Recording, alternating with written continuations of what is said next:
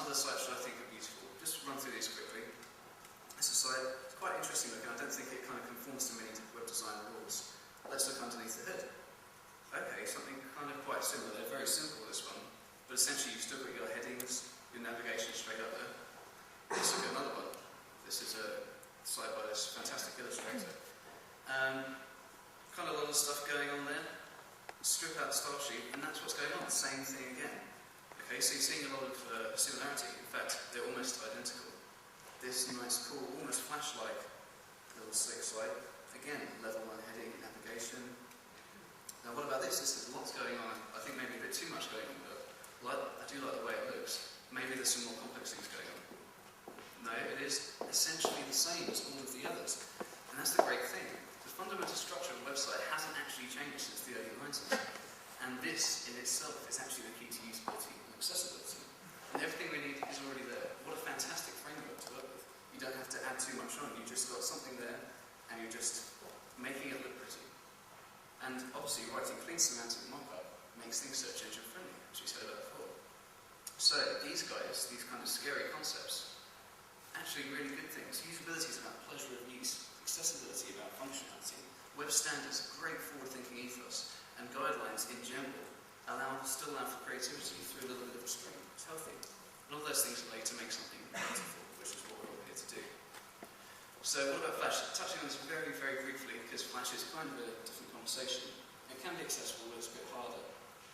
Essentially, a Flash website still sits within an HTML page, and Flash does kind of conflict with web standards, so if you do want to chat about it afterwards, I'm no expert in Flash usability, but as we can, it is a kind of different thing here.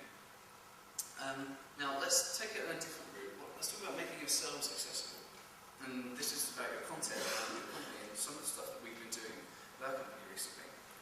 Because the internet's great, you can connect with your audience. You can become part of the community and not above it. And the best thing is the internet is all about sharing. So share. It's the principles that it was founded upon, and it's the principles that are still absolutely powering it today. So, Carsonify rebrand. I work for Carson Systems. We're currently rebranding as Carsonified, and what we decided to do is make the rebranding process itself completely transparent. So, first of all, these are steps we took. We wrote about why we were rebranding on our blog. We then uploaded sketches, videos, stuff like that. Readers gave us feedback through the comment forms on our website. We then responded to that feedback either by our own comments or following up in the following blog post. And then we basically just kept doing the same thing with each new iteration of design. And as it turns out, we're still doing it. So have a look at carsonified.com, you can see the process so far. So, we're using existing web technologies. Has anybody heard of YouTube? Well, we're uploading videos and stuff to that almost on a daily basis. Here's me ranting on about various design decisions we've made. I've done various screencasts, taking things around Photoshop and Illustrator screen, explaining why some characters are turned a certain way, everything like that. And then embedding those videos directly into our blog posts so that everybody can have immediate, easy access to that. Have you heard of Flickr? Of course. You'll have excellent photos on your website. Again, photos of my sketchpad throughout the process. Then embedding these photos and scans and sketches straight into our blog posts. So they're accessible for anybody viewing our website. They can immediately feedback upon them. So the great thing is you get comments, you get feedback from your users. Now this is a bit of a long one, so I'll read it out. Please bear with me. This is an example of one of the really good comments we got. So Nick said, the relaunch of MTV's US site is a great example of how to avoid creating a brand and overall aesthetic that leads to a company being pigeonholed. They come up with a concept of the site hat, a playlist of user-submitted site headers that loaded at random on each refresh of their page. The result is a strong site feel that remains perfectly recognisable as the big daddy of the MTV family, but serves to strengthen the brand by suggesting that their look and appeal is one that wears many hats, caters to all, and still celebrates its user base. A concept very much in line with your own. Now that's really great feedback to get, because we're not going to say, oh great, we're going to do what MTV did, but we are going to say, oh that could be interesting, we could get some of our designer friends to kind of remix the logo every month, something like that. We're just kind of getting these great ideas from people. But of course, the downside is you get bad comments. And let's see what Carl said. Is there any way I can get you guys to stop posting this stuff? It's not simply that it's in front of me, it's that it exists in the world at all.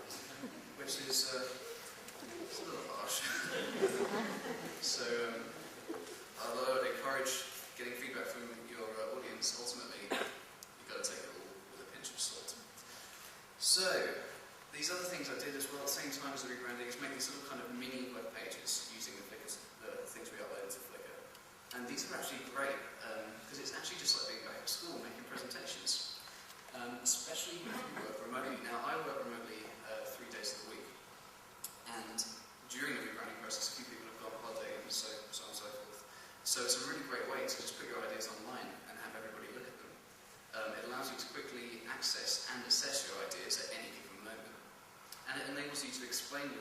anybody. Now that could be to you guys, or to our audience on the blog, or to my girlfriend who's asking why on earth did I design that logo. It's a really nice handy thing to look back on. You can learn from it, you can say what you would do again and not do again. So it's a really nice little process. So just going to wrap these things up in conclusion briefly. Basically, the web is a place for the exchange of information, right? That's how it began. But like a printed catalogue, it can and it should look lovely and be a joy to use. Now, a car, for instance, is a machine with wheels that gets you from A to B. But I'm sure if I asked any of you, you'd want one that looks really nice and is a joy to use, right? Exactly. Same with everything. Another kind of universal design principle. And the actual information exchange can be an artifact in itself. And this is the thing that I find really interesting. For instance, when we're talking about the blog posts, uploading photos and stuff, the end result is that we're getting a new identity. But the process in between of us showing people the creative process in itself actually becomes an artifact. Something we can look back on it, and a kind of a piece of work, a body of work. And that is an idea that really interests me. And it's this exchange which can happen between designers and users, and it should be happening between designers and users. It's the beauty of the medium which will work. A few years ago, you wouldn't get the level of connectivity that you do these days.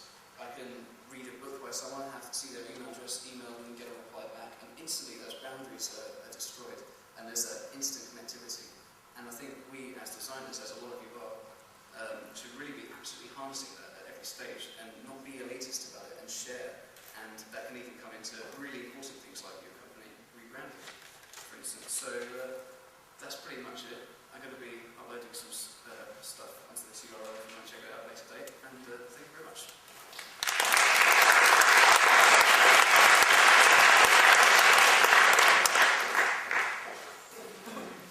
Thank you very much, Elliot.